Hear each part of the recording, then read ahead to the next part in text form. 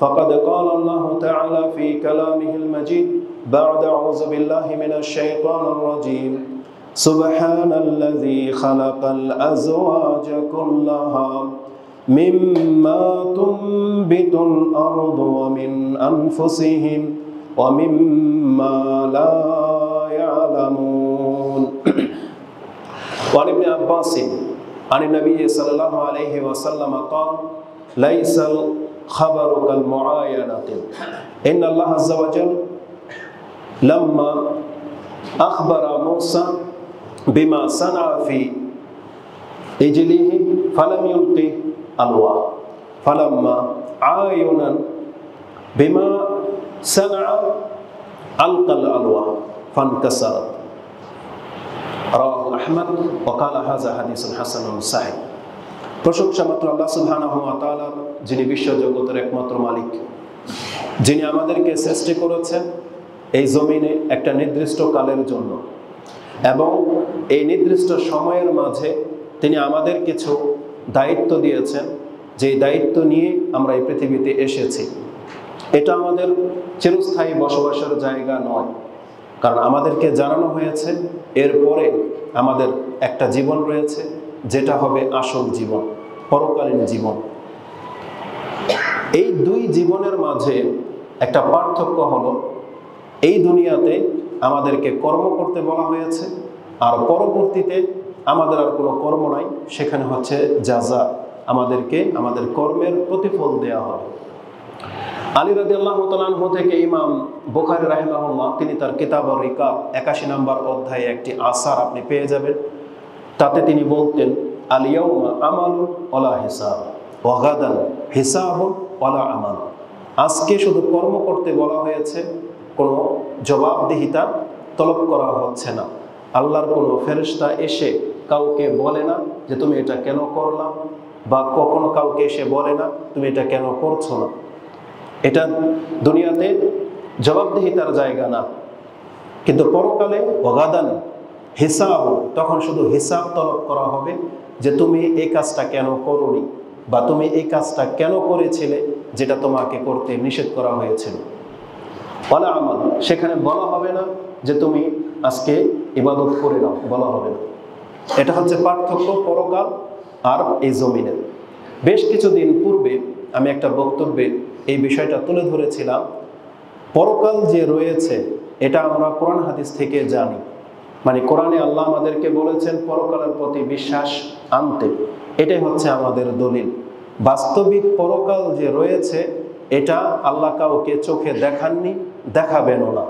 তবে ব্যক্তিগতভাবে, পার্সোনালভাবে আল্লাহ প্রত্যেক ওই ব্যক্তিকে দেখাবেন যখন তার মৃত্যুর সময় উপস্থিত হয়ে যাবে। এই মর্মেও কোরআনের আয়াত আছে, যেটা আপনি 75 নম্বর সূরা আল কিয়ামা, তাতে 20 নম্বরের পরে আপনি আয়াতগুলো পাবেন, যেখানে আল্লাহ সুবহানাহু ওয়া তাআলা বলেছেন ইযা বালাগাতিল তারাকি ওয়া কিলা মান রাক ওয়া যান্না আন্নাহু ফিরাক ওয়ালতাফাতিস সাকু বিস-সাক ইলা রাব্বিকা ইয়াওমা ইযিনিল মাসাক। এই আয়াতের তাফসিরে আব্দুল ইবনে আব্বাস রাদিয়াল্লাহু তাআলা আনহুমা তিনি বলেন ওয়ালতাফাতিস সাকু বিস-সাক, যে সেই সময় পায়ের গোছা জড়ো হয়ে যাবে, মানে দুই গোছাকে মিলিয়ে দেওয়ার কথা আছে।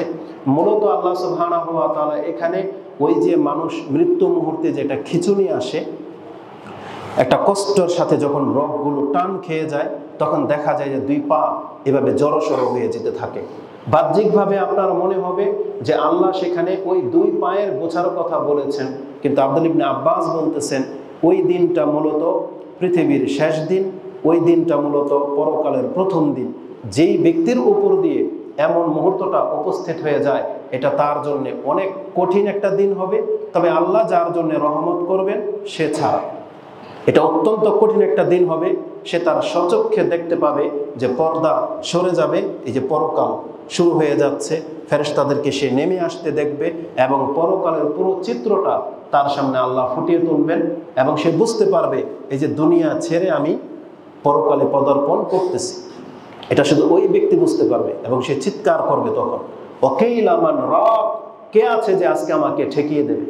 রাগ বলা হয়, রা কি আমরা বলি না যে যিনি জারফুক করেন, চিকিৎসক, ডক্টরকে বলা হয়, ডাক্তারকে যে রা। তো সেই সময় সে চাইবে যে আমাকে কেউ ঠেকিয়ে দেখ, কিন্তু কেউ থাকবে না। সেই সময় দুইটা জগৎকে তার সামনে তুলে ধরবেন এবং সে সচক্ষে ফেরেশতা দেখতে পাবে।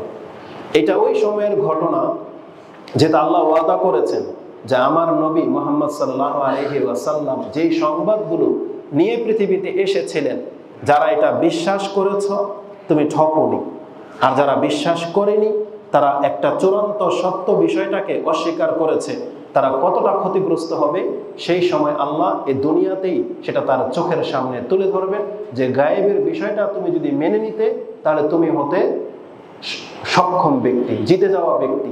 কিন্তু তুমি যেহেতু আমার এই কথাগুলো মেনে নেওনি, আর আল্লাহ ওয়াদা করেছেন যে প্রত্যেকটা ব্যক্তিকে সেটা আল্লাহ একদিন দেখিয়ে দেবে, আর যখন আল্লাহ দেখিয়ে দিবে তখন আর আপনার ঈমান কোনো কাজে আসবে না।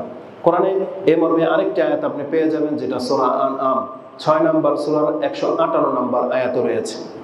আল্লাহ বলেছেন, হাল ইয়ানজুরুনা ইল্লা আন তা'তিয়াহুমুল মালাইকা আও ইয়াতিয়া রাব্বুক আও ইয়াতিয়া বা'দু আয়াতি রাব্বিক।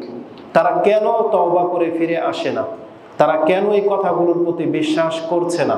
তারা কি চায় যে আল্লাহর মালাইকা ফেরেশতারা সচক্ষে তার সামনে নেমে আসুক এবং তার সাথে কথা বলুক? নাকি তারা এটা ডিমান্ড করে যে যিনি আল্লাহ তিনি স্বয়ং যদি নেমে এসে বলে তাহলে আমরা মানব? আর নাকি তারা আল্লাহর কোনো নিদর্শনের অপেক্ষায় আছে যেটা দেখে তারা ঈমান আনবে? এটা বলার পর আল্লাহ সুবহানাহু ওয়া তাআলা বলতেছেন, আল্লাহ ফেরেশতাও নাজিল করবেন না আর আল্লাহ নিজে এসে আপনার সাথে কথা বলবেন না, তবে ইয়াউমা ইয়াতি বা'দু আয়াতি রাব্বিক, অবশ্যই আপনার রবের নিদর্শন একদিন তার সামনে প্রকাশ পেয়ে যাবে। আর সেই দিন লা ইয়ানফাউ নাফসান ঈমানুহা লাম তাকুন আমানাত মিন ক্বাবল আও কাসাবাত ফি ঈমানিহা খায়রা। আর যারা ঈমান নিয়ে বসে আছে কিন্তু কোনো কল্যাণকর কাজ করেনি, ওই মালাকুল মউত যখন সে দেখে ফেলবে, আল্লাহ বলেছেন এখন ও ভালো কাজ করতে চাইলেও ওর কোনো কাজে আসবে না। আর এই কথাগুলো আল্লাহ বিভিন্ন আয়াতে বিভিন্নভাবে আমাদের কাছে পেশ করেছেন। যেমন আরেকটা আয়াত আপনি পেয়ে যাবেন, যেটা সূরা মুনাফিকুনের মধ্যে রয়েছে, 63 নম্বর সূরা 9 এবং 10 নম্বর আয়াতে। তাতে আল্লাহ সুবহানাহু ওয়া তাআলা বলেছেন প্রত্যেকটা ব্যক্তির মৃত্যু একটা নির্দিষ্ট দিন ক্ষণ প্রস্তুত রয়েছে। ফাইযা জাআ আজালুহুম, সেই উপস্থিত সময়টা যখন চলে আসবে সে বলবে রব্বি লাউলা আখারতানি ইলা আজালিন কারীব, যদি আরেকটু সময় আমাকে ছেড়ে দিতেন, ফাআসাদদাকা ওয়া আকুম মিনাস সালিহিন, তাহলে আমি এখন কিছু দান সাদকা করে আসতাম আর সৎকর্মশীল হয়ে আপনার কাছে ফিরে আসতাম। এই অপশনটা প্রত্যেক ব্যক্তি চাইবে, কিন্তু আল্লাহ বলেছেন যে না, সেই অপশন কোনো ব্যক্তিকে দেওয়া হবে না। ওয়ালা ইউআখিরুল্লাহু নাফসান ইযা জাআ আজালুহা, কোনো ব্যক্তিকে অপশন দেওয়া হবে না, ফিরে আসা সুযোগ দেওয়া হবে না 2 রাকাত সালাত আদায় করে নেওয়া, কারণ আল্লাহ বলবেন তোমার সময় পাস হয়ে চলে গেছে। তবে একটা নির্দিষ্ট ক্ষণ রয়েছে। তো এই পৃথিবীর পরে যে আরেকটা জগৎ রয়েছে পরকাল, এটাকে আল্লাহ সুবহানাহু ওয়া তাআলা হাইড করে রেখেছেন, যেটা আমরা সবাই জানি, গোপন করে রাখা হয়েছে, যেটাকে গায়েবের বিষয় বলা হয়েছে।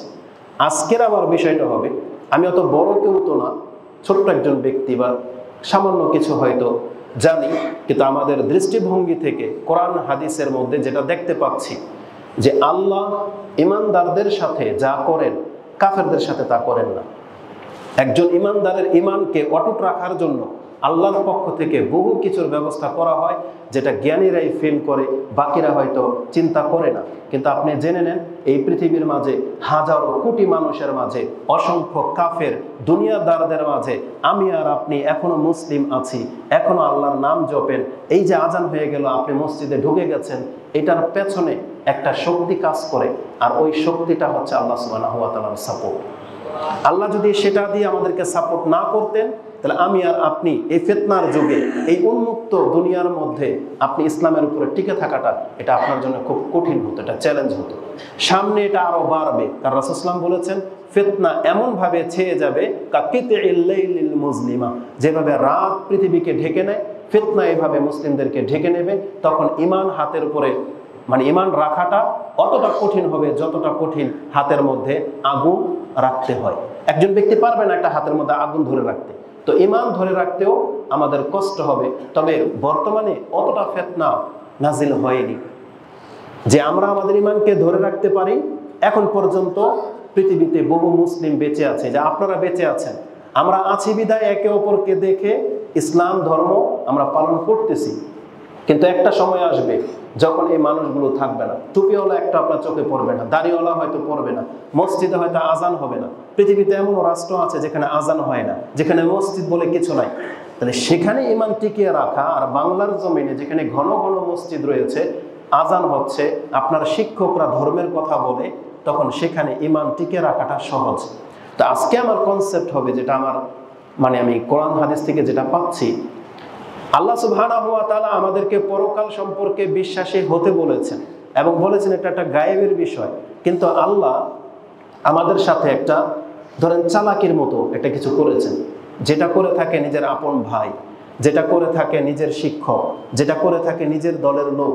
আপনি যখন কোনো খেলায় প্রতিযোগিতা দেবেন, আপনার চোখ যখন বেঁধে ছেড়ে দেওয়া হয়, দেখবেন আপনার ফেভারের লোকেরা তারা পেছন দিক থেকে এমন ইঙ্গিত পেশ করে যাতে করে আপনি সাকসেস হতে পারেন।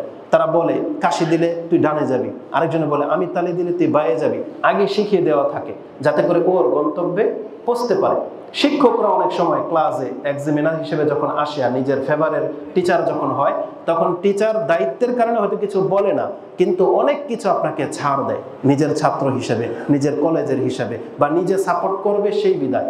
আল্লাহ কিন্তু আমাদের সাথে এমন কিছুই করেছেন, যারা মুসলিম তাদের ইমানকে বাঁচানোর জন্য, পরকালকে তো লুকিয়ে রাখা হয়েছে, কিন্তু আল্লাহ এমন কিছু নিদর্শন রেখে দিয়েছেন এবং আঙ্গুল দিয়ে দেখিয়ে দিয়েছেন, যাতে করে আল্লাহ চাচ্ছে যে আমার বান্দারা এগুলো দেখে যাতে তোর ইমানটা ঠিক থাকে, এজন্য আল্লাহ সেই নিদর্শনগুলো রেখে দিয়েছেন। আর আল্লাহ তো কত ব্যক্তিকে চাক্ষুষ দেখিয়েও দিয়েছেন, যেমন আমাদের নবী মুহাম্মদ সাল্লাল্লাহু আলাইহি ওয়াসাল্লামকে সাত আকাশের উপরে নিয়ে গিয়ে জান্নাত জাহান্নাম দেখিয়েছেন। ইব্রাহিম আলাইহিস সালামকে সচক্ষে দেখিয়েছেন যে কিভাবে মৃত্যুটাকে জিন্দা করা যায়, দেখিয়েছেন। নবীদেরকে আল্লাহ সুবহানাহু ওয়া তাআলা দেখিয়েছেন। আর আমাদেরকে আল্লাহ সুবহানাহু ওয়া তাআলা চাইলে প্রত্যেককে দেখিয়ে দিতে পারতেন, কিন্তু কেন দেখাননি? কারণ তখন আমাদের ডিমান্ড আরো বেড়ে যেত। আপনি একটা দেখতে পেতেন, আমি একটা দেখতে পেতাম, তখন আমি হয়তো ডিমান্ড করে ফেলতাম যে আল্লাহ আমি আপনাকে দেখতে চাই। যেমন মুসা আলাইহিস সালাম আবদার করেছিল, রাব্বি আরিনি আনজুর ইলাইক, আপনি দেখা দেন আমি আপনাকে দেখতে চাই। তো এরকম মেন্টালিটির লোক পৃথিবীতে বহু আছে, যারা হয়তো প্রতিনিয়ত আল্লাহকে দেখতে চাওয়ার দাবি করতো। এই জন্য আল্লাহ রাস্তাটাকে বন্ধ করে দিয়েছেন। আল্লাহ বলেছেন আমি শুধু আমার নবী মুহাম্মদ সাল্লাল্লাহু আলাইহি ওয়াসাল্লামকে দেখিয়ে দিলাম, তার কথার উপরে যারা ঈমান আনবে তারাই মুমিন বলে গণ্য হবে। তবে আমি আজকে আপনাকে কোরআন হাদিস থেকে এমন একটা ক্লু, যেটাকে বলে আপনাদের যারা এইসব বিষয়ে বেশি ভালো বোঝেন, ডাক্তার মেডিকেল সায়েন্সের ভাষায় ক্লু বলে না, তারা কোনো একটা সংকেতকে, ডিফেন্সের লোকেরা কিছু একটা নোক্তাকে খোঁজে যে এই পয়েন্ট ধরে তারা এগোয়। আমি কোরআন থেকে এমন একটা ছোট্ট একটা নোক্তা দেখাবো যেটা প্রমাণ করে যে পরকাল সত্য, আর আমাদের নবী মিথ্যা দাবি নিয়ে আসে নাই, এবং ইসলাম ধর্ম যে আমরা পালন করতেছি এটা কোনো ফেক না, এটা একটা থিওরি রয়েছে, এটার একটা সত্যতা রয়েছে। এই ইমানটা যেন অন্তরে গেঁথে যায়, এর জন্য আমি থিওরিটা আপনার কাছে পেশ করব। কারণ এই কথাগুলো আমার সব জায়গায় চলে না। আজকে কেন জানি না, আলহামদুলিল্লাহ আমি হয়তো ইউনিভার্সিটির নাম হয়তো স্মরণ করে এই বিষয়টাকে নিয়ে এসেছি, যদি অন্য কোনো বিষয়ে আমি কথা বলতে পারতাম, কিন্তু কেন যেন আমার মনে হচ্ছে যে আপনাদের জন্য এটা একটা উপযুক্ত বিষয় হতে পারে। কারণ আপনাদের মধ্যে বিচক্ষণতার লোক সবচেয়ে এখানে বেশি আছেন, সবাই মোটামুটি শিক্ষিত, আর এই বিষয়গুলো আপনাদের অনুধাবনার মধ্যে সবচেয়ে বেশি জাগবে। প্রথম কথা হলো পরকাল সত্য, এই কথাটা মেনে নেওয়া না নেওয়ার মাঝে কি আছে জানেন? পরকালের বিশ্বাসটা যদি কারো অন্তর থেকে খালি হয়ে যায় না, এর দ্বারা যে কোনো কর্ম করা সম্ভব। যেই ব্যক্তি শুধু পরকালের বিশ্বাসটা যদি হারিয়ে ফেলে, এই জমিনের মধ্যে একজন কাফের যা করে একজন মুসলিমের দ্বারা ওই সমস্ত পাপ, সমস্ত অন্যায় কাজ করা সম্ভব। শুধুমাত্র পরকালের বিশ্বাসই এমন একটা বিশ্বাস যেটা তাকে সব রকমের পাপ থেকে বিরত রাখতে সক্ষম। এই জন্য আপনি লক্ষ্য করে দেখবেন কোরআন এবং হাদিসে সবচেয়ে বেশি ইমানের 6টা জিনিসকে প্রাধান্য দেওয়া হয়নি, মাত্র 2টা বিশ্বাসকে সবচেয়ে বেশি প্রাধান্য দেওয়া হয়েছে। তার এক হলো আল্লাহর প্রতি বিশ্বাস, 2 নম্বরে আল্লাহ উল্লেখ করেছেন পরকালের প্রতি বিশ্বাস, এবং এই 2টাকে আল্লাহ সমানভাবে আমাদের কাছে পেশ করেছেন। আল্লাহ বলেছেন যারা আল্লাহ এবং পরকালে বিশ্বাসী তারা এই কাজটা কোনোদিন করতে পারে না। যারা আল্লাহ এবং পরকালে বিশ্বাসী তাদের চরিত্র এমন হইতে পারে না। এরকমের অসংখ্য আয়াত এবং হাদিস আপনি পেয়ে যাবেন। তার একটা আয়াত আমি আপনার কাছে পেশ করি, যেটা আল্লাহ সুবহানাহু ওয়া তাআলা সূরা মুজাদালা 18 নম্বর সূরার সর্বশেষ আয়াতে উল্লেখ করে দিয়েছেন। আল্লাহ বলেছেন একজন মুমিনের চরিত্র কেমন হয়, এটা তুলে ধরতে গিয়ে আল্লাহ বলেছেন, লা তাজিদু কওমান ইউমিনুনা বিল্লাহি ওয়াল ইয়াউমিল আখির। আপনি হে নবী ওই ব্যক্তিকে এই চরিত্রের কখনোই পাবেন না, লা তাজিদু কওমান ইউমিনুনা বিল্লাহি ওয়াল ইয়াউমিল আখির, যে এই কথা বলে যে আমি আল্লাহতে বিশ্বাসী এবং পরকালে বিশ্বাসী, যার দাবি এটা, এই ব্যক্তি আবার এমন করবে, এটা হতে পারে না। কি করবে? ইউআদ্দুনা মান হাদ্দাল্লাহ ওয়া রাসূলা। সে কোনোদিন এমন ব্যক্তিকে বন্ধু বানাবে না যে আল্লাহ এবং তার রাসূলের শত্রু, আল্লাহ এবং তার রাসূলের বিপরীত চলে। আর একজন মুসলিম যে বলে যে আমি আল্লাহ এবং পরকালে বিশ্বাসী, আর এমন একজন ব্যক্তি এমন ব্যক্তিকে বন্ধু বানাবে যেই ব্যক্তি আল্লাহ এবং তার রাসূলের শত্রু, মানে আল্লাহ এবং রাসূলকে মানে না একজন ব্যক্তি। আরেকজন মুমিন ব্যক্তি আল্লাহ এবং পরকালে বিশ্বাসী, এ কোনোদিন একে বন্ধু বানাবে, এটা কোনোদিন হতে পারে না। আল্লাহ বলতেছেন যে এই ব্যক্তি যদি সম্পর্কে তার বাপও হয়, তার সন্তানও যদি হয়, তার ভাইও যদি হয় এবং তার সবচেয়ে নিকট আত্মীয় যদি হয়, তারপরও সে কোনোদিন একে বন্ধু বানাবে না। কেন? কারণ সে আল্লাহ এবং পরকালে বিশ্বাসী। আল্লাহ সুবহানাহু ওয়া তাআলা কথাটা কিভাবে বলেছেন? ওয়াল ইয়াউমিল আখির মান হাদ্দাল্লাহ ওয়া রাসূলাহু ওয়ালাউ কানু আবাআহুম আও আবনাআহুম আও ইখওয়ানাহুম আও আশিরাতাহুম। হে নবী আপনি জেনে নেন যে ব্যক্তি আল্লাহ এবং পরকালে বিশ্বাসী সে কোনোদিন এমন ব্যক্তিকে অন্তরঙ্গ বন্ধু বানাতে পারে না, যদিও সে তার বাপ হোক, যদিও তার সন্তান হয়, যদিও তার রিলেট কোনো একবারে কাছের আত্মীয় হয়, কিন্তু আল্লাহ এবং তার রাসূলের শত্রু, আল্লাহকে মানে না, রাসূল ইসলামের কথাকে মূল্যায়ন করে না, এমন ব্যক্তি কারো বাপ থাকতে পারে, যাদের অনেক বেশি অভাব পয়সা আছে, এমন ব্যক্তিরা এই ইসলাম থেকে মুখ ফিরিয়ে নেয়। বা যারা দিন পাই নেই, তারা নাস্তিক হয়ে যাচ্ছে, তারা এমন ইসলাম নিয়ে অনেক বাজে বাজে মন্তব্য করে, কিন্তু আমরা তাদের সন্তানরা যদি আল্লাহ এবং পরকালে বিশ্বাসী হয়ে থাকি, আল্লাহ বলতেছেন পরকালে বিশ্বাসী ব্যক্তি কোনোদিন তার বাপকে কোনোদিন গ্রহণ করবে না, শুধু আল্লাহ এবং তার রাসূলের বিরুদ্ধাচরণ করার কারণে। সেই ঘটনা হয়তো আপনারা জানেন, বদরের যুদ্ধের দিন সম্ভবত ঘটনাটা ঘটেছিল।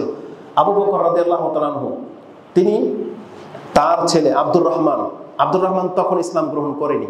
বদরের যুদ্ধে বাপ বেটা মুখামুখি। আব্দুর রহমান আবু বকর রাদিয়াল্লাহু তাআলা আনহুকে দেখেছিল, কিন্তু আঘাত করে নাই, নিজের পিতা বিদায় সরে গেছেন। পরবর্তীতে ইসলাম গ্রহণ করার পরে একদিন তার বাবার সাথে কথাটা শেয়ার করতেছেন যে ইয়া আবি, আমি আপনাকে বদরের যুদ্ধের দিন আমার সামনে পেয়েছিলাম, কিন্তু আমি আঘাত করি নাই, আপনি আমার পিতা বিদায়। পাল্টা আবু বকর রাদিয়াল্লাহু তাআলা কি বলেছেন জানেন? তোমার ভাগ্য ভালো, সেই দিন তুমি আমার সামনে পড়ে গেলে আমি কিন্তু সেই কাজটা করতাম না, কারণ তুমি তখন আমার সন্তান না, তুমি হইতা আমার শত্রু, তুমি হচ্ছে আল্লাহ এবং তার রাসূলের শত্রু ছিলা। আমি আবু বকর তুমি সামনে পেলে তোমার গর্দান নিয়ে নিতে আমি আবু বকর মোটেও কাঁপত না। এটা হলো ঈমান, এটা ইসলাম আমাদেরকে শিক্ষা দিয়েছে। তো আমাদের মানে মূল কথা হলো, যারা আল্লাহ এবং পরকালে বিশ্বাসী সে কোনোদিন এমন ব্যক্তিকে বন্ধু বানাতে পারে না যে তার দিনের শত্রু, তার ধর্মের শত্রু, পারে না বানাতে। পরকালের বিষয়টা দেখেন এখানে প্রাধান্য পেয়েছে, আল্লাহ এবং পরকালে বিশ্বাসী। অন্য কোনো ইমানের কথা কিন্তু আল্লাহ এখানে আনেন নাই, মাত্র দুইটা ইমানকে পেশ করে দেওয়া হয়েছে। কোরআনের আরেকটা আয়াতে, যেটা সূরা আহজাব 33 নম্বর সূরার 21 নম্বরে পেয়ে যাবেন, আল্লাহ বলেছেন লাকাদ কানা লাকুম ফি রাসূলিল্লাহি উসওয়াতুন হাসানাহ।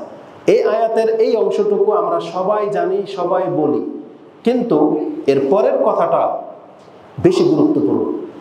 আমাদেরকে জানিয়ে দেওয়া হয়েছে যে মুহাম্মদ সাল্লাল্লাহু আলাইহি ওয়াসাল্লাম হলেন তোমাদের আদর্শ ব্যক্তি, তাকে ফলো করো, তার আদর্শটাকে মেনে নাও। এই কথাটা আল্লাহ কোরআনে বলেছেন, আমরা মুসলিমরা সবাই জানি, কিন্তু বলেন তো দেখি, তাহলে রাসূল ইসলামের মতো আমরা কেন হইতে পারি না? আমাদের পোশাক, আমাদের চেহারা, আমাদের চালচলন, আমাদের এই পুরো জীবন ব্যবস্থাটা কেন আমরা রাসূল ইসলামের মতো নিতে পারছি না বা কেন নিতে চাচ্ছি না? আল্লাহ সুবহানাহু ওয়া তাআলা বলেন, এটা ওই ব্যক্তি পারবে যেই ব্যক্তি মান কানা ইউমিনু বিল্লাহি ওয়াল ইয়াউমিল আখির ওয়া যাকারাল্লাহা কাসীরা। কথাটাকে আল্লাহ কিভাবে বলেছেন? হাসানাতুন লিমান কানা ইয়ারজুল্লাহ। এটা তো ওই ব্যক্তির জন্য যেই ব্যক্তি আল্লাহর সামনে দাঁড়াতে হবে এটাতে বিশ্বাস করে, ইয়ারজুল্লাহ ওয়াল ইয়াউমাল আখিরা, এবং যেই ব্যক্তি পরকালে উঠবে এটা যার অন্তরে গেঁথে গেছে, সেই ব্যক্তি পারবে মুহাম্মদ সাল্লাল্লাহু আলাইহি ওয়াসাল্লামের জীবনটাকে গ্রহণ করতে। তার মতো চেহারা হয়ে যাবে, দাড়ি গজিয়ে যাবে, তার মতো প্যান্ট টাকনার উপরে উঠে যাবে, প্রকাশ্যে হারাম খাবে না, প্রকাশ্যে হারাম রিলেশনের সাথে জড়াবে না। মানে যতদূর পর্যন্ত একজন ভালো মানুষ হওয়া যায় সে ওই রাস্তাটা অবলম্বন করবে। কে? যে আল্লাহ এবং পরকালে বিশ্বাসী। তা আমি আপনাকে দেখাতে চাচ্ছি যে আল্লাহ এবং পরকালে বিশ্বাসী এই দুইটা গুণ যার মধ্যে গেঁথে যাবে, যার অন্তরে পাওয়া যাবে, তার চরিত্র, তার বিহেভিয়ার, তার আচরণ অন্যদের চাইতে ডিফারেন্স হবে, ব্যতিক্রম হবে। কিন্তু কেন আমাদের ওই ব্যক্তিদের সাথে আমাদের আখলাক মিলে যাচ্ছে কেন? আমরা হলাম এমন একটা জাতি যাদের দাবি হলো ইন্না লিল্লাহি ওয়া ইন্না ইলাইহি রাজিউন। আমরা তার কাছ থেকে এসেছি, আবার তার কাছে আমাদেরকে ফিরে যেতে হবে, এটা তো আমাদের বিশ্বাস। আর এই ঘরের বাইরে আরেকটা দল আছে যারা বলতেছে ইন হিয়া ইল্লা হায়াতুনা দুনিয়া নামুতু ওয়া নাহইয়া ওয়া মা নাহনু বিমাবউসিন, যেটা সূরা মুমিনুন 23 নম্বর সূরার 37 নম্বর আয়াতে পেয়ে যাবেন। যে আল্লাহ বলেছেন এমন একটা দল পৃথিবীতে আছে যারা বলে এই জমিনটা হচ্ছে জীবন এবং মৃত্যুর একটা সময়, এখানে কাল ক্ষেপণে আমরা মরে যাই, হাড়হাড্ডি হয়ে যাবে, গলে যাবে। ওয়া মা নাহনু বিমাবউসিন, আমাদের পরকাল বলে কিছু নাই। এই মুসলিমরা যে বলে পরকাল, ওরা বলতেছে পরকাল বলে কিছু নাই, এটা হচ্ছে কাফেরদের থিওরি। তাহলে বলেন তো দেখি, যেখানে দুই ব্যক্তির বিশ্বাস দুই রকম, একজন বলতেছে যে আমার পরকাল রয়েছে আর সেটা খুব মারাত্মক একটা দিন হবে, সেই দিন শুধু আরাম না, সেখানে শাস্তিও আছে, যারা শান্তি পাবে তো শান্তি, যারা শাস্তি পাবে তো শাস্তি, এতটা কঠিন একটা দিন। আর যেখানে আল্লাহ সুবহানাহু ওয়া তাআলা নিয়ম কায়েম করেছেন, একটা শিংওয়ালা পশু যদি একটা বিনা শিংওয়ালা পশুকে আঘাত করে থাকে দুনিয়ায়, ওই কিয়ামতের মাঠে এই শিংবিহীন পশুটাকে একটা শিং দেওয়া হবে এবং বলা হবে যতটা আঘাত ও তোমাকে করেছিল তুমিও আজকে অতটা আঘাত করে নাও। এই বিচারটা সবার সামনে ঘটবে। তখন প্রত্যেকটা জালেম বুঝে ফেলবে যে আজকে আমার সাথে কি হতে যাচ্ছে। ওটা হচ্ছে হিসাব চুকানোর দিন, ওটা হচ্ছে মানে কে কার কাছ থেকে হক বাকি রেখে মারা যাবে তার প্রতিফলটা আল্লাহ দেখাবেন, যে আমি পশুকে যখন ছাড়ি নাই তো তোমাকেও ছাড়া হবে না। তো যেই মুসলিম সেই দিনকে বিশ্বাস করে আর আরেক ব্যক্তি ওই দিনকে বিশ্বাস করে না, ও মদ খেতে পারে, ও দাড়ি না রাখতে পারে, ও উলঙ্গ হয়ে ঘুরতে পারে, ও বহু মহিলার সাথে সম্পর্ক রাখতে পারে, নাইট ক্লাবে রাত্রি যাপন করতে পারে, ও যা খুশি করতে পারে, কারণ ও চালাক লোক, কারণ ও জানে পরকাল টরকাল কিছু নাই। তাহলে আমি কেন এই কথার উপরে বিশ্বাস করে আমি আমার দুনিয়াটাকে নষ্ট করব? ও নষ্ট করে না, ও পুরো আরাম আয়েশের মধ্যে লাগিয়ে দিয়েছে। কিন্তু আমরা যেখানে আমাদের বিশ্বাস ভিন্ন, যে না আমরা এগুলো করতে পারি না, কারণ পরকালের জবাবদিহিতা রয়েছে, তাহলে আমার মনে হয় না আমাদের বিশ্বাস যদি ঠিক থাকে তাহলে এই ছেলে কোনোদিন আবার ওদের সাথে গিয়ে মিশবে, ওদের সাথে গিয়ে সময় কাটাবে, ওদের মতো করে আচরণ করবে। এটা বিশ্বাসের মধ্যে ত্রুটি আছে। আমি আপনাকে ডাইরেক্ট মুনাফিক তো বলতে পারি না, তবে আমি এতটা স্মরণ করে দিতে পারি আমাদের মধ্যে যাদের চরিত্র এমন যে যারা আল্লাহর বিশ্বাসের দাবি করে কিন্তু কর্ম করে ওদের মতো যারা বিশ্বাস করে না, তাহলে আমার মনে হয় আমাদেরকে চিন্তাশীল হওয়া উচিত যে আমাদের ঈমান কেন আমাকে এই কাজগুলো থেকে বাধা দিয়ে রাখতে পারতেছে না। তার মানে আমার বিশ্বাসে ত্রুটি আছে, এই বিশ্বাসটাকে সজাগ করতে হবে। তো বিশ্বাস অত্যন্ত গুরুত্বপূর্ণ একটা ব্যাপার। আর বিশ্বাস যে মানুষের কর্মকে শুধরে দেয়, এই মর্মে রাসূলুল্লাহ সাল্লাল্লাহু আলাইহি ওয়াসাল্লাম থেকে একটা হাদিস নিয়ে নেন, যেটা ইমাম বুখারী এবং মুসলিম কোট করেছেন। রাসূলুল্লাহ সাল্লাল্লাহু আলাইহি ওয়াসাল্লাম বলেছেন, মান কানা ইউমিনু বিল্লাহি ওয়াল ইয়াউমিল আখির ফালিয়ুকরিম জারাহু, মান কানা ইউমিনু বিল্লাহি ওয়াল ইয়াউমিল আখির ফালিয়ুকরিম দাইফাহু। এভাবে আছে, মান কানা ইউমিনু বিল্লাহি ওয়াল ইয়াউমিল আখির ফালিয়াকুল খায়র আও লিয়াসমুত। রাসূল সাল্লাল্লাহু আলাইহি ওয়াসাল্লাম বলেছেন, যেই ব্যক্তি আল্লাহ এবং পরকালে বিশ্বাসী সে যেন তার মেহমানকে সম্মান করে। যেই ব্যক্তি আল্লাহ এবং পরকালে বিশ্বাসী সে কোনোদিন তার প্রতিবেশীকে কষ্ট দিতে পারে না। যেই ব্যক্তি আল্লাহ এবং পরকালে বিশ্বাসী সে যেন মুখ থেকে ভালো কথা বলে, না হলে চুপ করে বসে থাকবে, তার মুখ থেকে কোনোদিন খারাপ কোনো শব্দ বের হতে পারে না। তার মানে আমি আপনাকে বোঝাতে চাচ্ছি ইমানের মধ্যে সবচেয়ে জোরালো দুইটা জিনিসকে আল্লাহ ফোকাস করেছেন, এক হচ্ছে আল্লাহর প্রতি ইমান, একটা হচ্ছে পরকালের প্রতি ইমান। এই দুইটা অত্যন্ত দামি জিনিস। এটা যার মধ্যে আছে তাকে ট্যাকেল দিতে ডিফেন্স লাগবে না। আপনি তাকে কোনো একটা হাইপার মার্কেটের কেসে বসাই দেন আর ওর ভিতরে দুইটা জিনিস আছে, কি? আল্লাহ এবং পরকালের বিশ্বাসী, আপনার টাকা সেফ। ওকে আপনি যে কোনো দায়িত্ব দেন, রাষ্ট্রের দায়িত্ব দিয়ে দেন, ও আল্লাহ এবং পরকালে বিশ্বাসী, আপনার রাষ্ট্র নিরাপত্তা পেয়ে যাবে। আর এই দুইটা জিনিস যার মধ্যে নাই, ওর দ্বারা খেয়ানত হবে, এটাই স্বাভাবিক। এটাই স্বাভাবিক। এই জন্য এই দুইটা গুণকে সব জায়গাতে রাসূলুল্লাহ সাল্লাল্লাহু আলাইহি ওয়াসাল্লাম ফিট করে দিয়েছেন। আমাদের ঘরের মধ্যে পার্সোনাল যে পাপগুলো হয় ওটাকে ডিফেন্স দিয়ে ঠেকানো সম্ভব? ডিফেন্স দিয়ে ঠেকানো সম্ভব। সিসিটিভি ক্যামেরা দিয়ে সম্ভব? সম্ভব না। এটা ঠেকাতে হলে কি লাগবে? তাকওয়া লাগবে। আর তাকওয়া মানে হলো আল্লাহ এবং পরকালের ভয়। আজকে যে পরিবেশে আমি এসেছি, আপনাদের আশেপাশে কি হচ্ছে এটা আপনারা সবাই জানেন। আজকে আমাদের মুসলিম সন্তানগুলো, আপনারা মনে করতেছেন যে এইটাই মনে হয় লাইফ। অনেক টাকা দিয়ে পিতামাতারা আপনাদেরকে গ্রাজুয়েশন করার জন্য, উচ্চ পদস্থ কোনো একটা কর্ম করার জন্য, একটা কিছু বানানোর জন্য আপনাদের পেছনে অঢেল টাকা খরচ করতেছে। আর একটা পরিবেশে আপনারা বড় হচ্ছেন, সেখানে মিউজিকও আছে, গান বাজনাও আছে, শিক্ষা দীক্ষাও আছে, আবার মনোরঞ্জনের জন্য সবকিছুই থাকবে, উন্মুক্ত একটা লাইফ। আমাদের রব কিন্তু আমাদেরকে এইভাবে ছেড়ে দেয় নাই মাঠে ঘাটে, আমাদেরকে এইভাবে কিন্তু ছেড়ে দেয়। আমাদেরকে একটা লাগাম পরিয়ে কিন্তু পৃথিবীতে ছাড়ানো হয়েছে। এবং আল্লাহ বলেছেন, আল্লাহর একটা হুদুদ রয়েছে, বর্ডার রয়েছে। তুমি বান্দা এই বর্ডারের মধ্যে মুক্ত, কিন্তু বর্ডারের বাইরে কিন্তু তুমি পা দিতে পারবা না। তাহলে তোমার ইসলাম থাকা না থাকা নিয়ে প্রশ্ন উঠে যাবে। কিন্তু আজকে আমরা দেখেন এমনভাবে নিজের জীবনটাকে উপভোগ করতেছি, মনে হয় না যে আমি আর আপনি মুসলিম। আমাদের একটা নীতিমালা আছে, এটা আমি আর আপনি ভুলে গেছি। জোতা পরা থেকে নিয়ে শুরু করে আমার একেবারে পার্লামেন্ট পর্যন্ত ইসলামের যে নিয়ম নীতিগুলো আছে আমরা সব কিন্তু উপেক্ষা করে চলতেছি। আপনি গড়েন তো দেখি, দেখবেন যে আপনার লাইফ থেকে বহু কিছু ইসলামের হারিয়ে গেছে। শুধুমাত্র মুসলিম আমি এই শব্দটুকু শুধু বাকি আছে, যে আমি মুসলিম এই দাবিটুকু শুধু বাকি আছে। অনেকে তো দাবিও করে না, অনেকে তার আখলাক চরিত্র বা পোশাক আশাক দিয়ে দাবিও করে না যে আমি মুসলিম। এমন সে গেট আপ ধরে, তাকে চিনাই যাবে না যে সে মুসলিম। আলাকুল্লি হাল, তো এইভাবে বহু কথা কোরআন হাদিসে রয়েছে। কিন্তু আমি এই কথাগুলো না, সময় থাকতে থাকতে, কারণ আমার বিষয়টা একটু লম্বা হয়ে যাবে, আমি জাস্ট আপনাকে একটা নোক্তা বলছি যে বুঝাবো, আপনার ইমান তাজা হয়ে যাবে। বাস্তবিকই যে পরকাল রয়েছে এটা আপনার অন্তরে জাগাতে হবে। এটা মরে গেছে আমি নিশ্চিত। আজকে মৃত্যুর কথা আমরা সবাই ভুলে গেছি। এই ধরনের পরিবেশে থাকলে আপনার পরকালের কথা মনে না থাকাটাই স্বাভাবিক। আর জেনে নেন, যতদিন আপনি এই ধরনের পরিবেশে নিজেকে আবদ্ধ করে রাখবেন, আপনার কোনোদিন পরকালের কথা স্মরণ হবে না। যে সমস্ত ক্লাবগুলোতে একটা ছেলে সারাক্ষণ ওই যে টেবিলের মধ্যে ক্যারাম বোর্ড বা ওই যে স্টিক যেটা বল খেলে, পুল যেটা খেলে, ক্রিকেট খেলায় মত্ত ফিল্ডিং দিচ্ছে, ওই মুহূর্তে কি ওর ফিল হয় যে এখন কিয়ামত হবে? ওর কি ফিল হয় যে আমি মরবো? ও তখন ক্যাচ ধরার জন্য ও পেতে আছে, ও তখন 6 মারার জন্য প্রস্তুত। ও কোনো ব্যক্তি ব্যস্ত থাকে, ও উপদেশ কোনোদিন গ্রহণ করবে না। এই জন্য আল্লাহ সুবহানাহু ওয়া তাআলা বলেছেন কোরআনে, ইকতারাবা লিন-নাসি হিসাবুহুম ওয়া হুম ফি গাফলাতিন মুরিদুন মা ইয়াতিহিম মিন যিকরিন মির রাব্বিহিম মুহদাসিন ইল্লা ইসতামাউ ওয়া হুম ইয়ালআবুন। আল্লাহ ইয়ালআব কথাটা বলেছেন যে মানুষ তখনই গাফেল হয় যখন সে খেলতামশায় লিপ্ত থাকে। আর মানুষ যখন খেলতামশায় লিপ্ত থাকে, আপনি ওকে কত বড় গুরুত্বপূর্ণ দায়িত্ব দিয়ে দেন, ওর মাথায় এটা আসবে না। ওই খেলাটাই ওর কাছে সবচেয়ে আহম গুরুত্ব পেয়ে যায়, কারণ ওর তো মজা লাগা রয়েছে।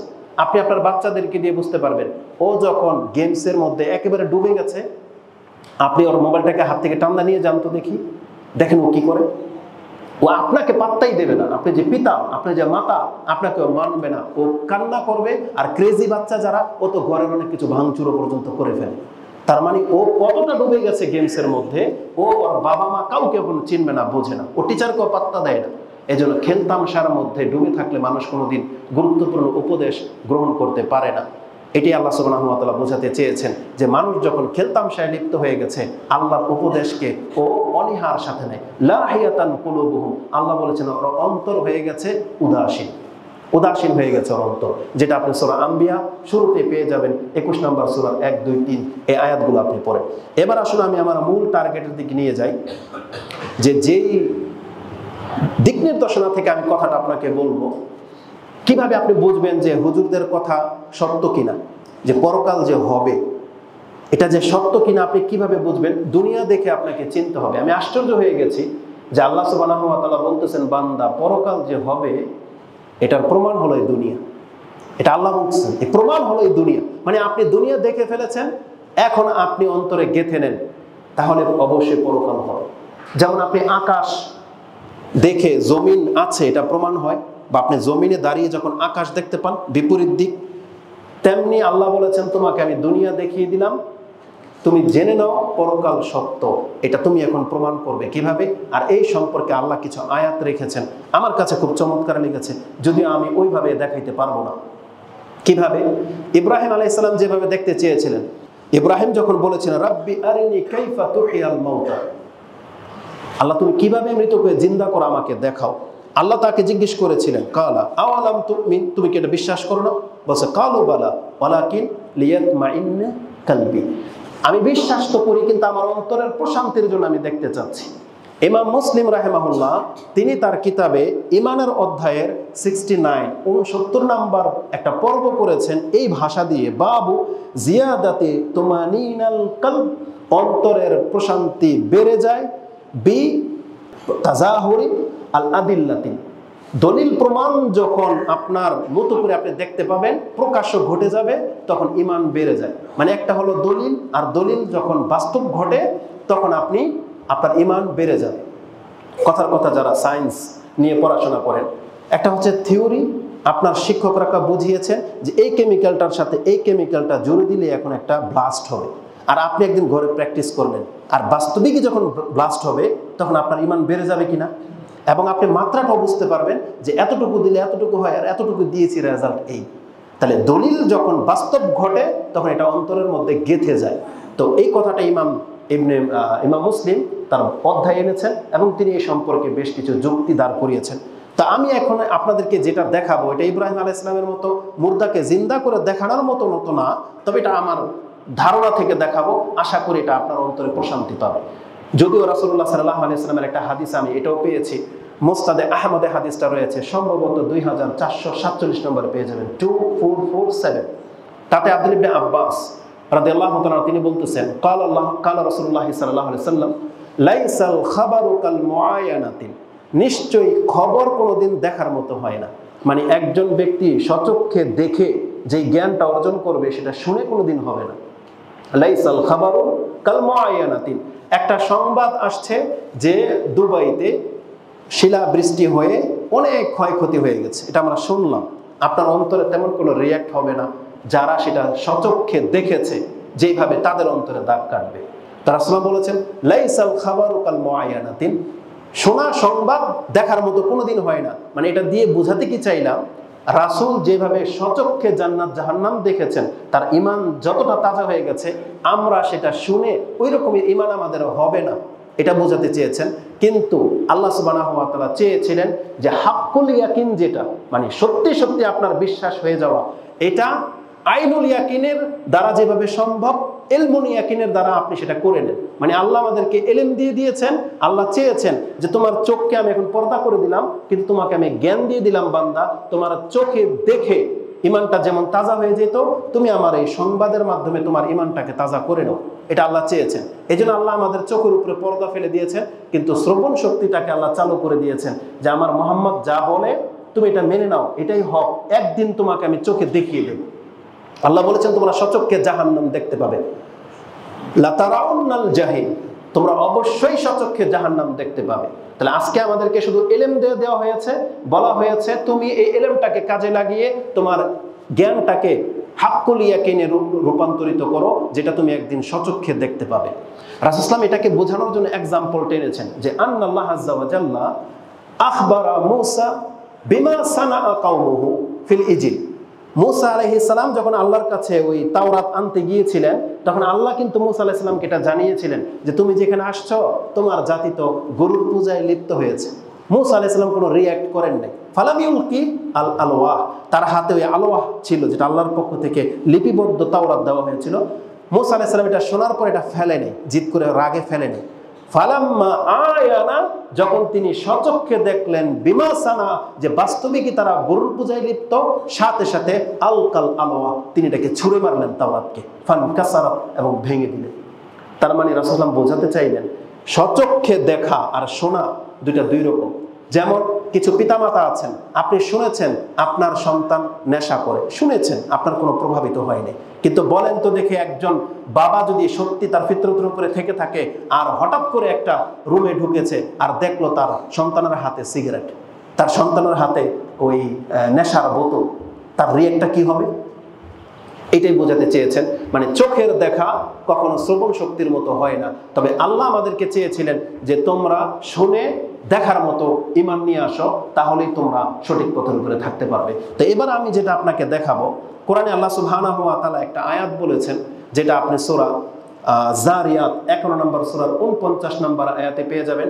তাতে আল্লাহ বলেছেন, অমিন কুল্লি শাইইন খালাকনা যাওজাইনি লাআল্লাকুম তাযাক্কারুন। আমি তোমাদেরকে একটা সংবাদ দিচ্ছি, এই পৃথিবীতে আমি আল্লাহ যা কিছু সৃষ্টি করেছি সব জোড়ায় জোড়ায় সৃষ্টি করেছি, তুমি যাতে উপদেশ নিতে পারো, এই জন্য তোমাকে জ্ঞানটা দেওয়া হলো।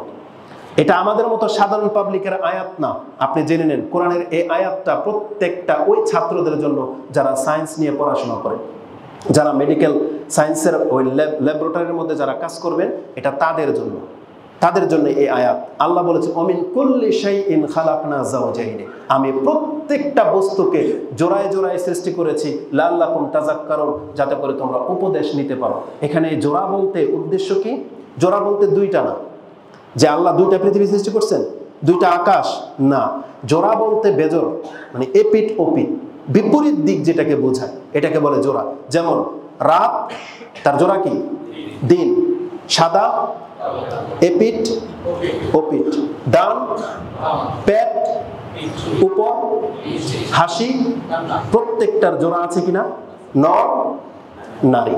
এইভাবে, এটা আমার ব্যাখ্যা না, স্বয়ং ইবনে কাসির রাহিমাহুল্লাহ তিনি বলতেছেন, এর মানে হলো জামিউল মাখলুকাত আজওয়াজুন, প্রত্যেকটা সৃষ্টি জোড়ায় জোড়ায়। এবং তিনি ব্যাখ্যা করে বুঝিয়েছেন, সামা তার জোড়া হচ্ছে আল আরদ, লাইল তার জোড়া হচ্ছে নাহার মানে রাত, এবং তার হচ্ছে দিন।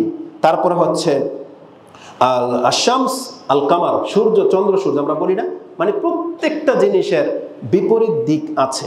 তারপর আমি আরো দুইটা জিনিস আমি আপনাকে দেখাই। আল্লাহ বলতেছেন মানুষের মধ্যে জোড়া আছে, এটা আমরা সবাই জানি। আমাদের জোড়া কি? আমরা নর, আমাদের জোড়া নারী, পুরুষ মহিলা, তাই না? আল্লাহ বলেছেন, ওয়া খালাকনাকুম আজওয়াজা, আমি তোমাদেরকে জোড়ায় জোড়ায় সৃষ্টি করেছি। তার মানে এই জোড়া বলতে আপনারা সঙ্গী না। অনেকে প্রশ্ন করে, তাহলে এমন পুরুষ আছে যে মরে গেছে, বিয়ে করেনি, এমন মহিলা আছে যাদের বিয়ে হচ্ছে না, তাদের জোড়া নাই? এটা হচ্ছে সমষ্টিগতভাবে, মানে মানুষ দুই ভাগে বিভক্ত, পুরুষ আর নারী। এখানে আপনার জোড়া বোঝায় নেই, উদ্দেশ্য এটা না। উদ্দেশ্য হলো আমি যেমন একটা পুরুষ, ঠিক আল্লাহ আমাদের বিপরীত আরেকটা মানুষ বানিয়েছেন, তারা হলো কি? মহিলা, নারী।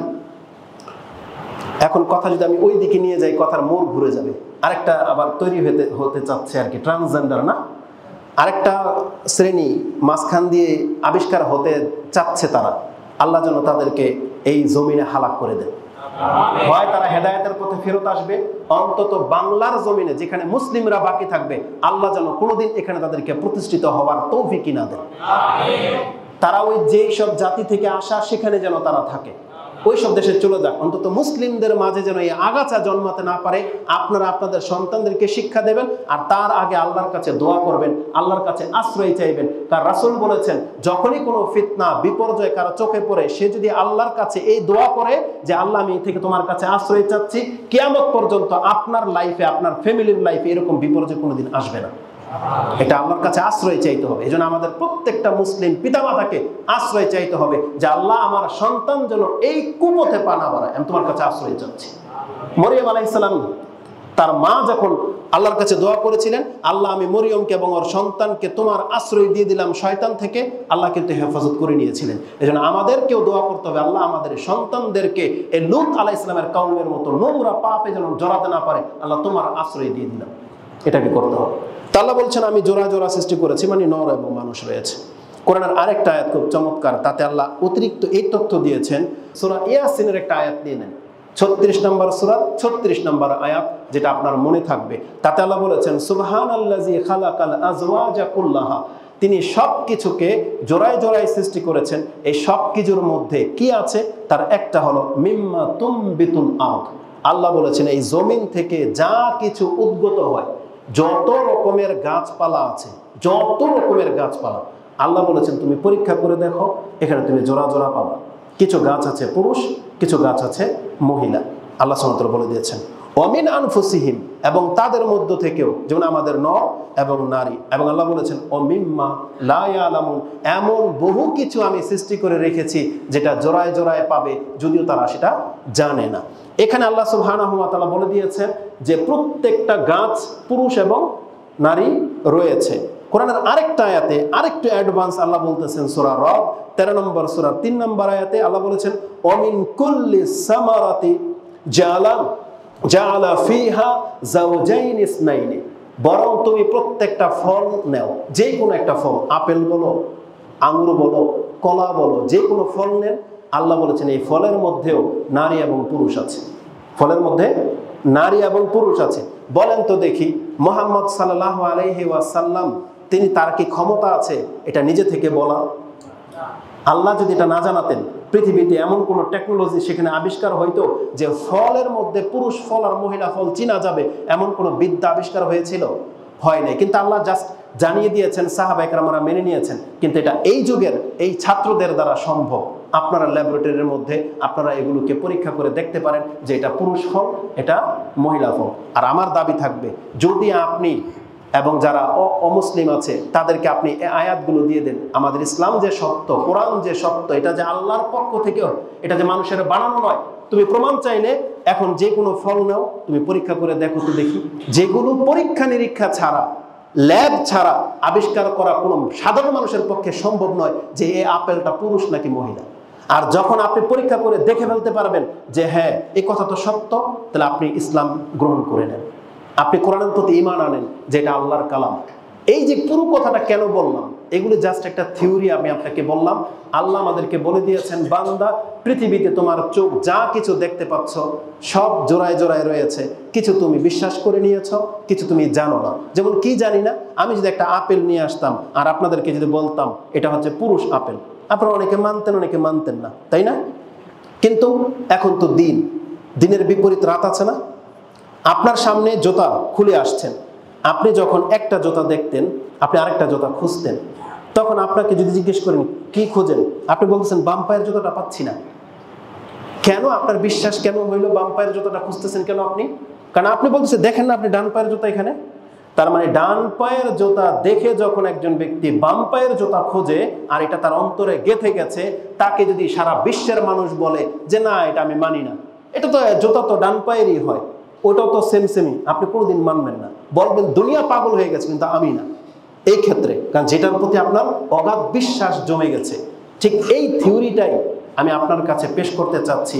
বান্দা, আল্লাহ যেহেতু বলেছেন আমি সব কিছুকে জোড়ায় জোড়ায় সৃষ্টি করেছি, তার মধ্যে 99% তোমাকে আমি দেখিয়ে দিলাম, একটা শুধু আমি আল্লাহ গোপন করে রেখেছি, শুধু চেয়েছি তুমি বিশ্বাস করো।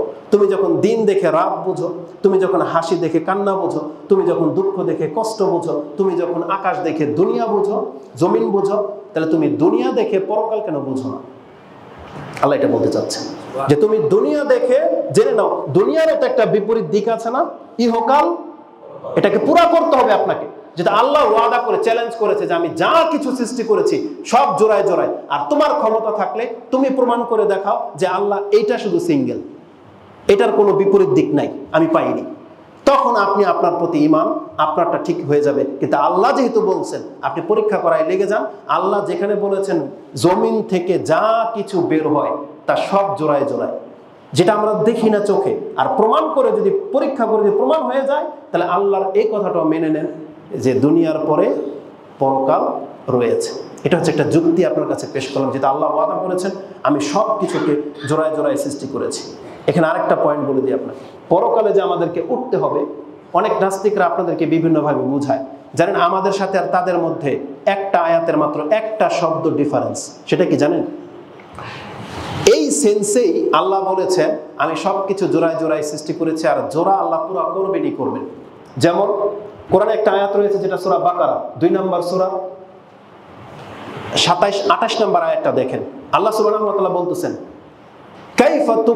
কাইফা তাকফুরুনা বিল্লাহি ওয়া কুনতুম আমওয়াতান ফাআহইয়াকুম সুম্মা ইউমীতুকুম সুম্মা ইউহয়িকুম সুম্মা ইলাইহি তুরজাউন। এখানে 4টা কথা আছে যে কিভাবে তুমি আল্লাহর সাথে অবিশ্বাস করো। তুমি কি ছিলা? মৃত ছিলা। কুনতুম আমওয়াতান, মৃত ছিলা, ফাআহইয়াকুম, আমি তোমাদেরকে জীবন দিয়েছি। তার মানে এই যে আমরা যে জীবনটা পেয়ে গেছি, এর আগে আমরা কি ছিলাম? কিছুই না। মৃত ছিলাম না, কিছুই না। যেমন আল্লাহ সুবহানাহু ওয়া তাআলা সূরা ইনসানে কি বলেছেন? আদ-দাহর ৭৬ নম্বর সূরা, হাল আতা আলাল ইনসানি হিনুম মিনাদ দাহরি লাম ইয়াকুন শাইআম মাযকুরা। মানুষ কি একটা সময় অস্তিত্বহীন ছিল না? কিছুই ছিল না, আমি তাকে অস্তিত্বে আনলাম। তা আল্লাহ বলেছেন যে আমরা কিছুই ছিলাম না। এই কথাটা কি কাফেররা বিশ্বাস করে না? সবাই বিশ্বাস করে যে আমরা এক সময় কিছুই ছিলাম না, নাই ছিলাম, আমাদেরকে আল্লাহ জীবন দিয়ে একটা জোড়া পুরা করে দিয়েছেন। তারপরে সুম্মা ইউমিতুকুম, আবার তোমাদেরকে মেরে দেব। এই যে আমরা যে মরে যাই, এটা কি কাফেররা বিশ্বাস করে না? সবাই বিশ্বাস করে যে মানুষ মারা যাবে। কিন্তু আমাদের আর কাফেরদের মধ্যে পার্থক্য হচ্ছে তার পরের শব্দের সাথে, সুম্মা ইউহীকুম, আবার আমি তোমাদেরকে জিন্দা করব। এখানে কাফের বলতেছে যে না, আমরা আর জিন্দা হব না। তাহলে একটা আয়াতের মধ্যে 4টা শব্দ, 3টাই মেনে নিয়েছে, শুধু শেষের কথাটা মানে নাই। সেটা কি? যে সুম্মা ইউহীকুম, আবার তোমাদেরকে জিন্দা করব, শুধু এই কথাটা কাফেররা মানে না। আর আল্লাহর ওয়াদা অনুযায়ী আল্লাহ বলতেছে তোমাকে মানতে বাধ্য, কারণ আমি এই জোড়াটা পুরা করবই করব। কারণ যা কিছু করেছি জোড়া করে করেছি। প্রথম মৃত্যু ছিল, জীবন দিয়ে পুরা করে দিয়েছি। আবার যখন তুমি মরে যাইবা, আমি আল্লাহ আবার তোমাকে জীবিত করতে হবে, তাহলে জোড়া পুরা হবে না, জোড়া পুরা হবে না।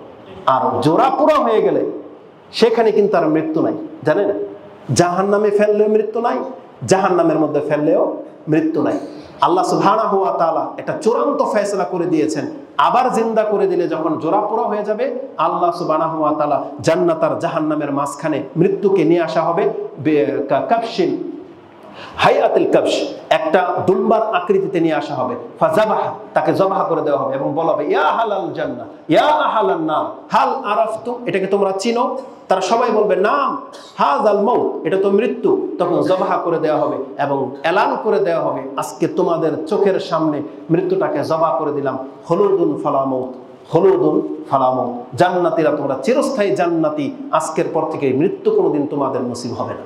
জাহান্নামীদেরকে বলা হবে আজকের পর থেকে তোমরা শুধু শাস্তি ভোগ করতে থাকো, আর কোনোদিন তোমাদের মৃত্যু হবে না। এটা হবে জাহান্নামীদের জন্য সবচেয়ে চরম ধমক, সবচেয়ে কঠিন ধমক। একজন ব্যক্তি যখন চিরস্থায়ী জাহান্নামী ঘোষণা হয়ে যাবে, তার আর আক্ষেপ করার আর শেষ থাকবে না। ওই আয়াতটাই আল্লাহ সুবহানাহু ওয়া তাআলা সূরা মারইয়াম 19 নম্বর সূরা 39 নম্বর আয়াতে উল্লেখ করে দিয়েছেন।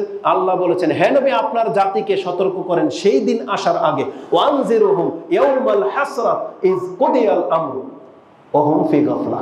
তারা গাফিলতিতে আছে। একটা চূড়ান্ত দিন আসতে যাচ্ছে, যেই দিন শুধু আক্ষেপ করবে, আক্ষেপ, কিন্তু বাঁচার কোনো পথ থাকবে না। সেটা কোন দিন?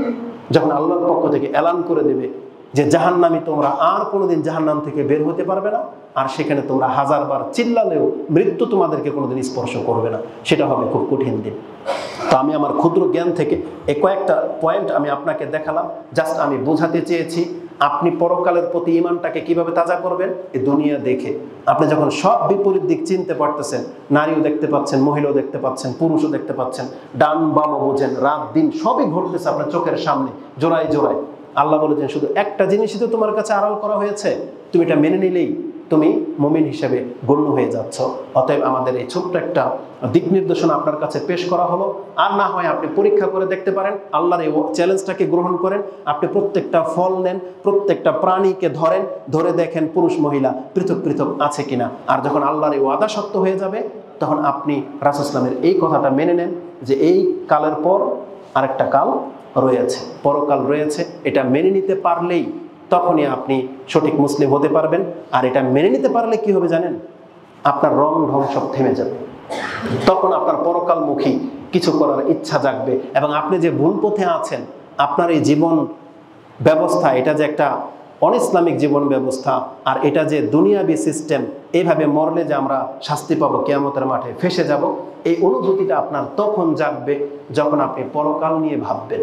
আজকে আমরা পরকাল নিয়ে ভাবি না বিদায় আমরা হয়ে গেছি লাগামহীন, ড্যাম কেয়ার যেটাকে বোঝায়। ও আমরুহু ফুরুতা, আল্লাহ বলেছেন তাদের কর্ম হয়ে গেছে লাগামহীন, যাদের মতো আমাদেরকে হইতে নিষেধ করা হয়েছিল।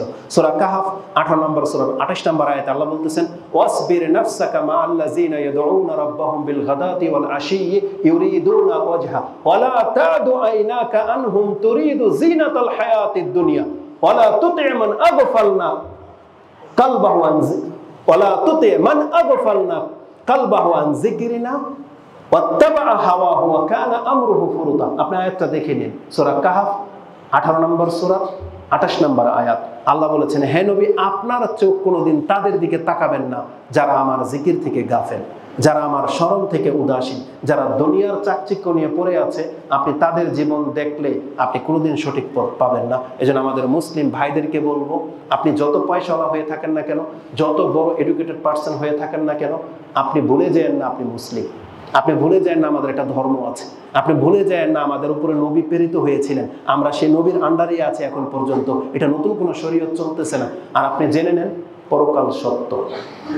আল্লাহ যদি এই ওয়াদা করে থাকেন সাহাবীদের উপরে, তাদের জীবন যদি তারা পরিবর্তন করে থাকেন শুধু ধর্মের খাতিরে, আমাদেরকেও বিকল্প কোনো পথ আল্লাহ রাখে নাই। আল্লাহ এই কথা বলে নাই যে প্রথম যুগের সাহাবীরা 100% ইসলাম পালন করলেও চলবে আর তোমরা 10% করে দিলেও চলবে। আল্লাহ এটা কোথাও বলে নাই। বরং আল্লাহ সুবহানাহু ওয়া তাআলা কোরআনে বলে দিয়েছেন, ইন আমানু বিমিসলি মা আমানতুম বিহি ফাকাদ ইহতাদাউ। যদি তুমি আজকে যেভাবে ঈমান আনছো এবং সাহাবায়ে কেরামরা যেভাবে আমার প্রতি ঈমান এনেছে, পরবর্তীরা যদি তোমাদের মতো করে ঈমান আনে, তাহলেই হেদায়েত পাবে, না হয়তো হেদায়েত পাবে না। কারণ আমাদের একটা নেচার কি জানেন, আমি আমার ব্যক্তিগত ওপিনিয়নটা আপনার কাছে পেশ করি। আমরা তো ওই খোলামেলা জাতি, তো ছোটবেলা থেকে দেখে আসছি পাশের বাড়ির মহিলাদেরকে উন্মুক্ত অবস্থায়, পর্দা নাই, ওড়না থাকে না। আমাদেরকে এগুলো দেখলে শরীরের পশমও দাঁড়ায় না। শেখের বাসায়, সৌদি আরবের কথা বলতেছি, শেখ মতিউর রহমান মাদানী, ওনার বাসায় আমি ছিলাম। ওনার মেয়েগুলো তখন 5 থেকে 6, একটা টুইন বেবি আছে, আয়েশা ফাতেমা জোড়া। কথোপকথন করতেছি, হাসি দুস্তানি করতেছি। এক পর্যায়ে কোন একটা খাদ্যের প্যাকেটের মধ্যে একটা ঠোঙ্গা হবে, অথবা ইন্ডিয়া থেকে কোন একটা সম্পদ গেছে, সেখানে একটা ম্যাগাজিন ছিল। সেই ম্যাগাজিনের মধ্যে ইন্ডিয়ান একটা মেয়ে ছিল, একটা টি শার্ট পরা, আমার মনে আছে ওই দৃশ্যটা। টি শার্ট পরা ছিল, হাতাওয়ালা জিন্সের প্যান্ট পরা ছিল, চুলগুলো খোলা ছিল। শেখেরই 5-6 বছরের মেয়েরা বলতেছে, আঙ্কেল আঙ্কেল দেখেন কত নোংরা। কি বলেছেন? দেখেন কত নোংরা। বলেন তো দেখি, আমাদের কাছে এদেরকে নোংরা মনে হয়? বরং আমি বলতেছি যেটা বাস্তব, যেটা আমরা দেখে দেখে অভ্যস্ত হয়ে গেছি না।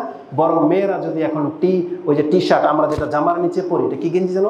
টি শার্টই তো, না না না, সেন্টু না? হ্যাঁ, সেন্টু গেঞ্জি। যদি ওটাও পরা থাকে না, আপনার কাছে গর্জিয়াস লাগে, নোংরা মনে হবে না কোনোদিন, কারণ আমাদের ফিতরত নষ্ট হয়ে গেছে। এই জন্য পাপের মাঝে জীবন গড়া আপনাকে সৎ মনে হবে, কিন্তু আপনি সৎ ব্যক্তিদের জীবন দেখেন, আপনাকে সবচেয়ে বড় পাপী মনে হবে, সবচেয়ে বড় পাপী।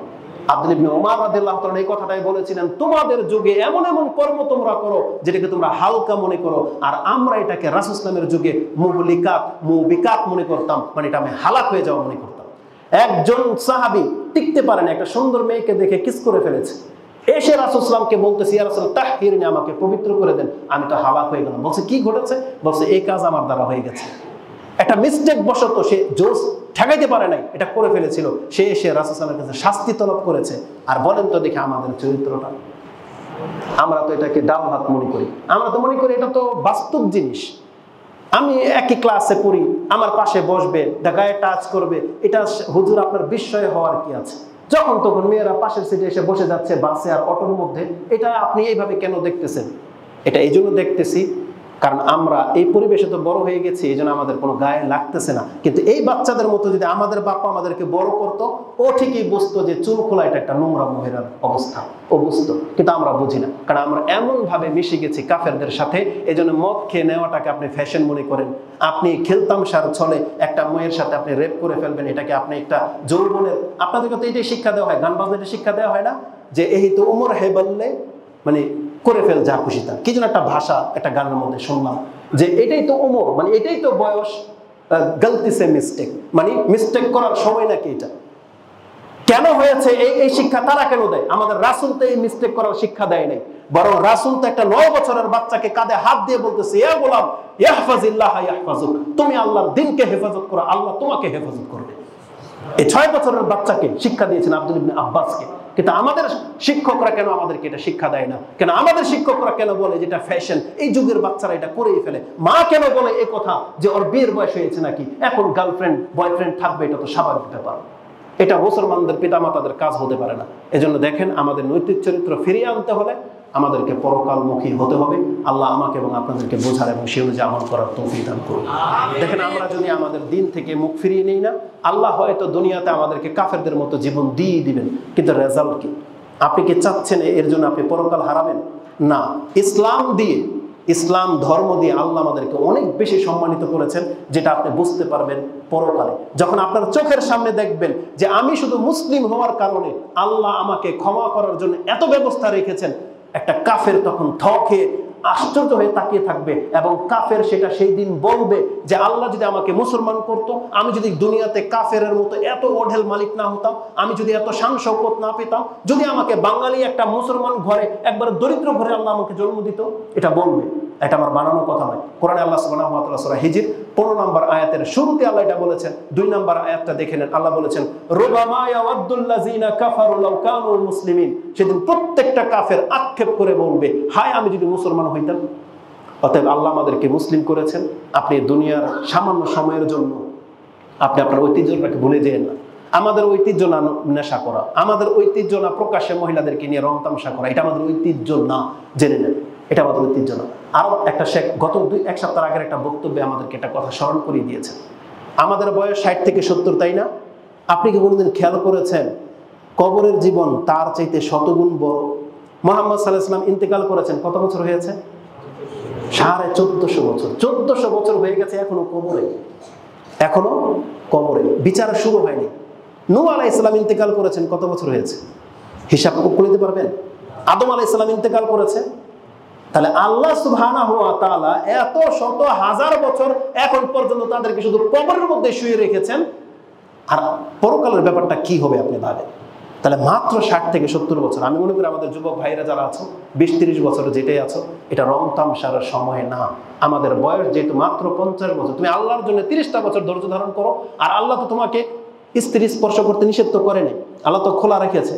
তো টাকা পয়সা আছে, বিবেকবান তোমরা, আল্লাহ সুবহানাহু ওয়া তাআলা বলেছে বান্দা তুমি বিয়ে করে নাও, যাকে পছন্দ তাকে বিয়ে করে নেন। বাপ মাকে বলে করেন, ভাগাই নিয়ে না, বাপ মাকে বলে বিয়ে করে নেন, একসাথে পড়াশোনা করেন, আপনার একটা উত্তম জীবন আপনি পেয়ে গেলেন। এবং টিচারদেরকে বলবো, এবং যারা নেতৃস্থানীয় ব্যক্তিদেরকে বলবো, যাদের টাকা আছে, মহিলাদের চাহিদাও আছে, কিন্তু লুকিয়ে লুকিয়ে আপনি দুধে পানি খান, এটা করেন না আপনি, কারণ কিয়ামতের দিন আপনি ফেঁসে যাবেন। আর যারা বয়স্ক আছে তাদেরকে একটা চরম ধমক দিয়েছেন রাসূলুল্লাহ সাল্লাল্লাহু আলাইহি ওয়াসাল্লাম, যে সালাসাতুন লা ইয়ানজুরুল্লাহু ইয়াওমাল কিয়ামাতি ওয়া লা ইউযাক্কিহিম ওয়া লাহুম আযাবুন আলীম। আল্লাহ তাদের দিকে তাকাবে না এমন 3 শ্রেণীর পাপীদের জন্য। তাদের প্রথম ব্যক্তি হচ্ছেন বা শাইখুজ জানি, লোক যদি জানাই লিপ্ত হয়, তার মানে বয়স্কদের মধ্যে চাহিদা রয়েছে। কিছুদিন আগে ভাইরাল হলো এক মেয়ে কোন একটা বয়স্ক ব্যক্তিকে বিয়ে করেছে। আপনারা কত খোঁচাখুচি, কত লেখা লেখেন, কেন করেছেন এটা? তার মানে বোঝা যাচ্ছে যে বয়স্ক লোকদেরও স্ত্রীদের চাহিদা আছে। এজন্য আপনি চক্ষু লজ্জাকে ভয় করবেন না, আপনার প্রয়োজন আছে আপনি বিয়ে করেন, কিন্তু জেনায় লিপ্ত হবেন না। মুহাম্মদুর রাসূলুল্লাহ সাল্লাল্লাহু আলাইহি ওয়াসাল্লামের ঘটনা আপনি জানেন কোরআনে কি নাযিল হয়েছে? আয়েশা রাদিয়াল্লাহু তাআলা আনহা বলতেন, মুহাম্মদ সাল্লাল্লাহু আলাইহি সাল্লাম যদি কোরআনের কোন আয়াতকে লুকিয়ে ফেলার, মিটিয়ে দেওয়ার কোন ক্ষমতা তার থাকতো, তাহলে সূরা আহজাবের 33 নম্বর আয়াতটা সম্ভবত 31, এই আয়াতটা রাসূল সাল্লাল্লাহু আলাইহি ওয়াসাল্লাম মিটিয়ে দিতেন। কি বলেছে? যে হে মুহাম্মদ, আপনার মনে একটা চাহিদা আছে আর আপনি মানুষকে ভয় করে সেটাকে গোপন রাখতে চান। আল্লাহ যেটা আপনার জন্য হালাল করেছে, আপনি কাকে ভয় পান? তখন রাসূল সাল্লাল্লাহু আলাইহি ওয়াসাল্লাম তার পালক পুত্র যায়েদের স্ত্রীকে, তালাকপ্রাপ্ত স্ত্রীকে বিয়ে করলেন। রাসূল সাল্লাল্লাহু ভয় পায় নাই। আপনি খালি এটা দেখেন রাসূল সাল্লাল্লাহু 9 জন বিয়ে করেছেন, আপনি এখানে আল্লাহর ভয় যে তার মধ্যে ছিল এটা কি বুঝতে পারেন না? তার আল্লাহর প্রতি ভয় আছে বিধাই তো আমাদেরকে ভয় করেন নাই যে পৃথিবীর মানুষ কি বলবে। মুহাম্মদ সাল্লাল্লাহু আলাইহি ওয়াসাল্লাম 9টা বিয়ে করেছে, পৃথিবীর মানুষ কি বলবে। তিনি পৃথিবীর মানুষের দিকে তাকান নাই, তিনি আল্লাহকে ভয় করে বিয়ে করেছেন, যে তার জন্য জায়েজ ছিল। আমাদের জন্য কি 4টা পর্যন্ত জায়েজ নাই? তাহলে আপনার যাকে পছন্দ হচ্ছে তাকে আপনি এমনি স্পর্শ করার চেয়ে বিয়ে করে কেন করেন না? কাকে ভয় করে করেন না আপনি? এটা আপনি তো আপনার পরকালকে ধ্বংস করে দিচ্ছেন, রিস্কের মধ্যে ফেলে দিচ্ছেন আপনার পরকালকে।